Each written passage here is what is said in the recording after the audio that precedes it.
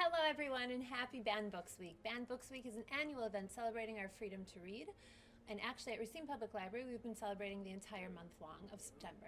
It's no secret that there has been a spate of book banning across the country with unprecedented levels and attempts to ban books and library materials from libraries and schools.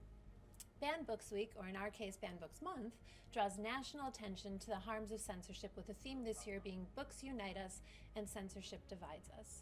So we're celebrating the value of free and open access to information through a variety of manners, whether through social media posts highlighting books which have been banned or challenged, book displays, or through this video, which our adult services and local history librarian Rebecca cleverly thought of, where several of us will highlight our favorite banned book and read a passage from said book.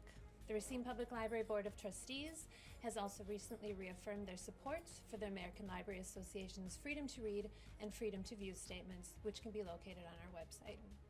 With that, I'd like to read a passage from my favorite banned book, which is Lolita by Vladimir Nabokov. I loved you, I was a pentapod monster, but I loved you.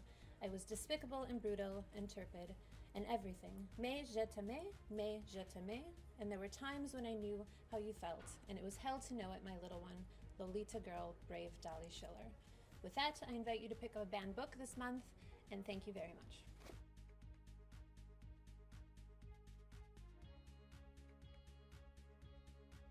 Prince and Knight by Daniel Hack. The knight took off his helmet to reveal his handsome face, and as they gazed into each other's eyes, their hearts began to race. As the villagers returned, it became clear to those around that the prince's one true love had at last been surely found.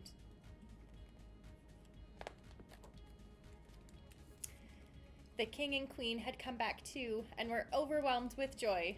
We have finally found someone who is perfect for our boy. And on the two men's wedding day, the air filled with cheer and laughter, for the prince and his shining knight would live happily ever after.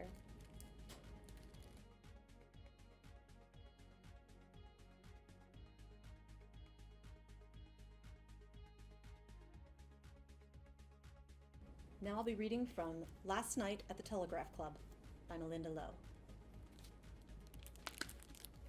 The scene begins with two girls walking together in the darkness, talking. What was it like when you went to the Telegraph Club? Lily asked.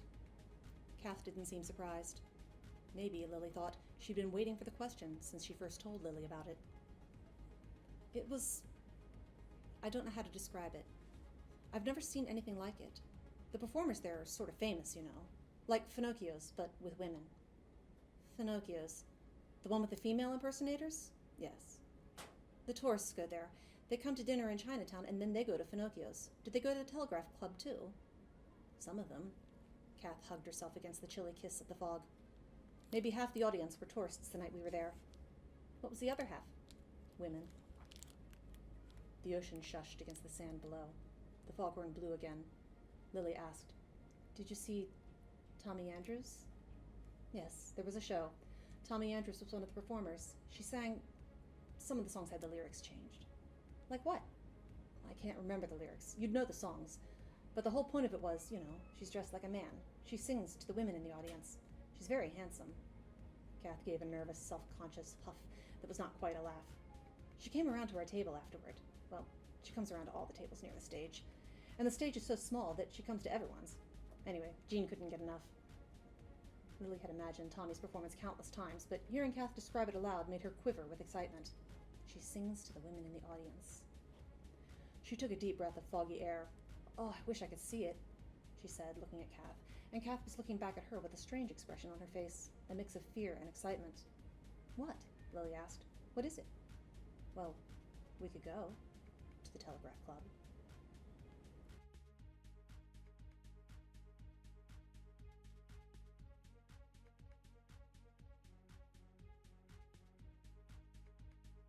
Why the Caged Bird Sings by Maya Angelou. To be left alone on the tightrope of youthful unknowing is to experience the the excruciating beauty of full freedom and the threat of eternal indecision.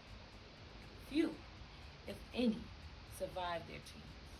Most surrender to the vague and murderous pressure of adult conformity. It becomes easier to die and avoid conflict than to maintain a constant battle with the superior forces of maturity. Until recently, each generation found it more expedient to plead guilty to the charge of being young and ignorant, easier to take the punishment meted out by the older generation, which had itself confessed to the same crime.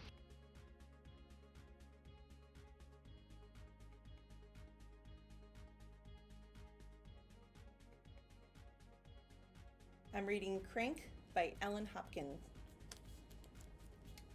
Flirting with the monster. Life was good before I met the monster. After, life was great, at least for a little while.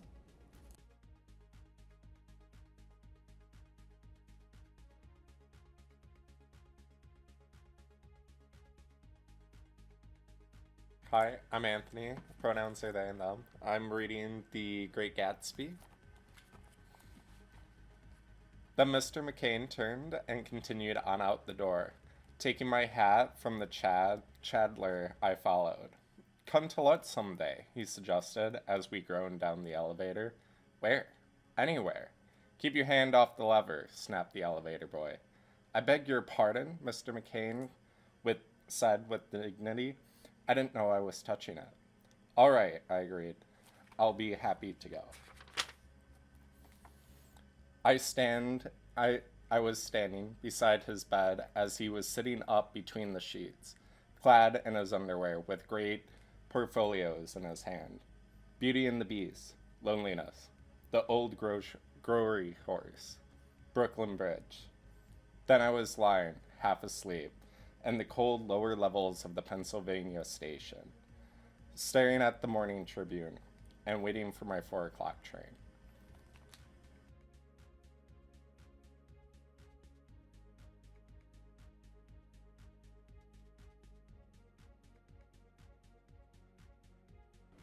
Hi, my name is Melissa Donaldson, and I'm going to be reading a quote from Breaking Dawn by Stephanie Myers. Childhood is not from birth to a certain age, and at a certain age, the child is grown and puts away childish things. Childhood is the kingdom where nobody dies.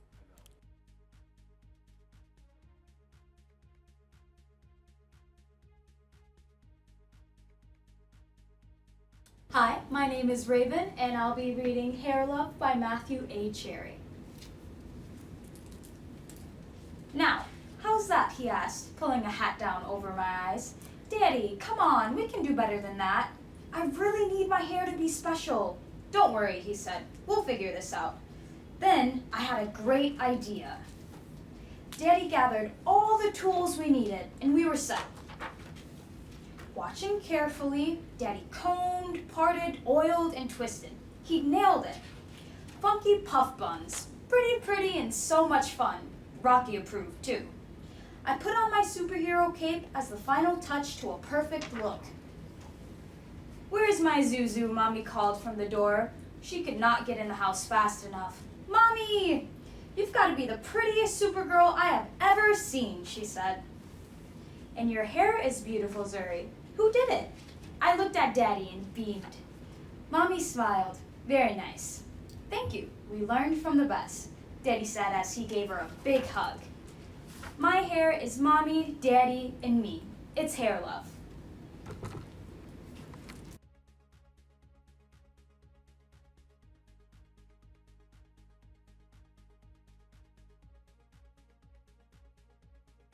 Hi, I'm Julia. I'm reading a passage from Margaret Atwood's book, The Handmaid's Tale.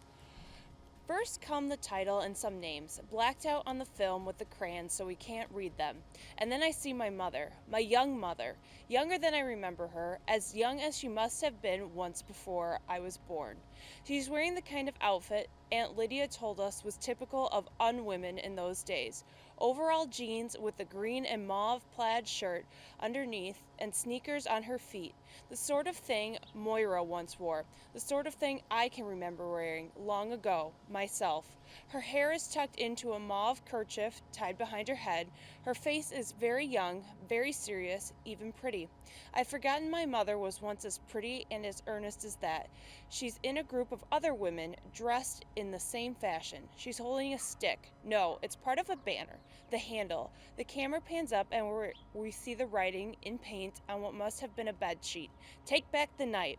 This hasn't been blacked out, even though we aren't supposed to be reading. The women around me breathe in. There's a stirring in the room, like wind over grass.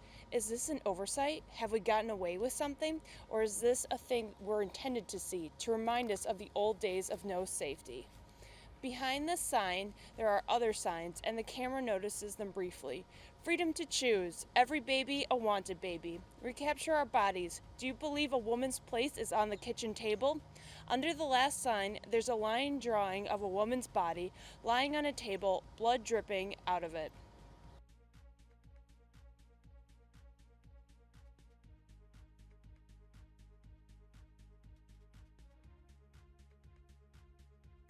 I'm reading Speak by Lori Halse Anderson. Older students are allowed to roam until the bell, but ninth graders are herded into the auditorium. We fall into clans: jocks, country clubbers, idiot savants, cheerleaders, human waste, Euro trash, future fascists of America, big hair chicks, the Marthas, suffering artists, thespians, goths, shredders. I am clanless. I wasted the last week of August watching bad cartoons. I didn't go to the mall, the lake, or the pool, or answer the phone. I have entered high school with the wrong hair, the wrong clothes, the wrong attitude, and I don't have anyone to sit with. I am an outcast. There is no point looking for my ex-friends. Our clan, the Plain Janes, has splintered and the pieces are being absorbed by rival factions. Nicole lounges with the jocks, comparing scars from summer league sports. Ivy floats between the suffering artists on one side of the aisle and the thespians on the other.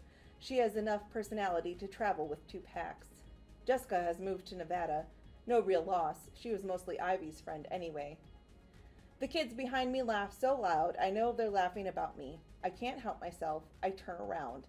It's Rachel, surrounded by a bunch of kids wearing clothes that most definitely did not come from the East Side Mall. Rachel Bruin, my ex-best friend. She stares at something above my left ear. Words climb up my throat. This was the girl who suffered through brownies with me, who taught me how to swim, who understood about my parents, who didn't make fun of my bedroom. If there was anyone in the entire galaxy I'm dying to tell what really happened, it's Rachel. My throat burns. Her eyes meet mine for a second. I hate you, she mouths silently. She turns her back to me and laughs with her friends. I bite my lip. I'm not going to think about it. It was ugly, but it's over, and I'm not going to think about it. My lip bleeds a little. It tastes like metal. I need to sit down.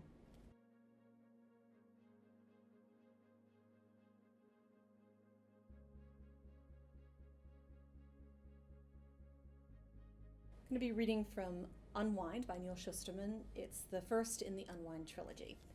And it starts mid-meeting between Risa, a teenager, and some other people who run the home in which she's staying.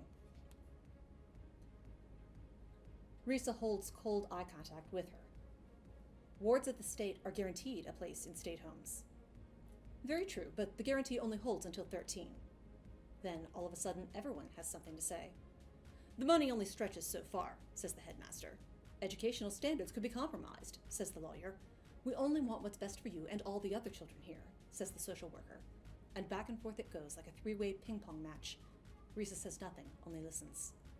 You're a good musician, but, as I said, you've reached your potential as far as you can go. Perhaps if you'd chosen a less competitive course of study. Well, that's all water under the bridge. Our hands are tied. There are unwanted babies born every day, and not all of them get storked. We're obliged to take the ones who don't. We have to make room for every new ward, which means cutting 5% of our teenage population. You do understand, don't you? Risa can't listen anymore, so she shuts them up by saying what they don't have the courage to say themselves. I'm being unwound. Silence. It's more of an answer than if they had said yes. The social worker reaches over to take Risa's hand, but Risa pulls it back before she can. It's all right to be frightened. Change is always scary. Change? Yells Risa. What do you mean, change? Dying is a little bit more than a change. The headmaster's tie turns into a noose again, preventing blood from getting to his face. The lawyer opens his briefcase. Please, Miss Ward, it's not dying, and I'm sure everyone here would be more comfortable if you didn't suggest something so blatantly inflammatory. The fact is, 100% of you will still be alive, just in a divided state. Then he reaches into his briefcase and hands her a colorful pamphlet. This is a brochure from Twin Lakes Harvest Camp.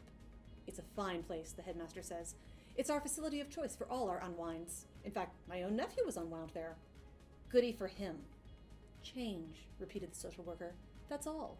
The way ice becomes water, the way water becomes clouds. You will live, Risa, only in a different form. But Risa's not hearing anymore. Panic has already started to set in. I don't have to be a musician. I can do something else. Headmaster Thomas sadly shakes his head. Too late for that, I'm afraid. No, it's not. I could work out. I could become a buff. The military always needs more buffs. The lawyer sighs in exasperation and looks at his watch. The social worker leans forward. Risa, please, she says. It takes a certain body type for a girl to be an army buff and many years of physical training. Don't I have a choice in this? But when she looks behind her, the answer is clear. There are 2 guards waiting to make sure she has no choice at all. And as they lead her away, she thinks of Mr. Durkin. With a bitter laugh, Risa realizes that he may get his wish after all. Someday he may see her hands playing in Carnegie Hall. Unfortunately, the rest of Risa won't be there.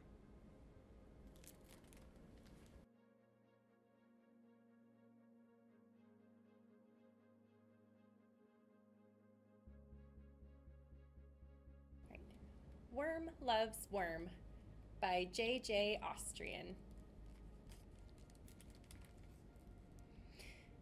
But which one of you is the bride? Asked the bees. How can we be bride's bees if we don't know who the bride is? I can be the bride, says Worm. I can too, says Worm. But one of you has to be the groom, or how can I be best beetle? Asks Beetle. I can be the groom, says Worm. I can too, says Worm. We can be both. Amazing, says Spider. Really? Asked Beetle and the bees. Wait, says Cricket. That isn't how it's always been done. Then we'll just change how it's done, says Worm. Yes, says Worm. And so they were married because Worm loves Worm.